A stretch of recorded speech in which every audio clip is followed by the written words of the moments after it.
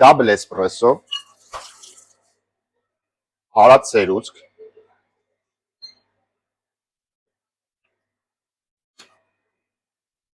շաքարավազ, տաք ջուր և միքսերով խփել ու խփել։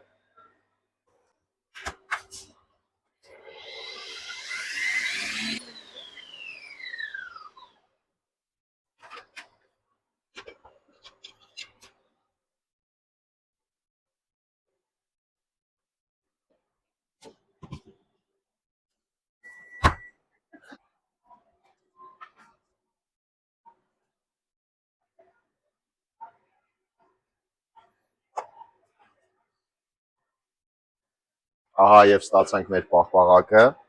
էսպրեսոյով, մնում է ավելացնենք միայն վրան կաթ, սառը կաթ։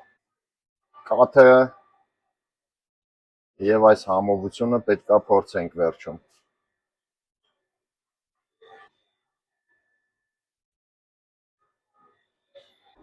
Անունը դնում ենք կաֆե էսպրեսո ջելատո։ Քանի որ էսպրեսոյով է մեր պաղպաղակը, այնպես որ կարող եք տնային պայմաններում էլ փորձել պատրաստել այսպիսի պաղպաղակ և փորձել իհարկե։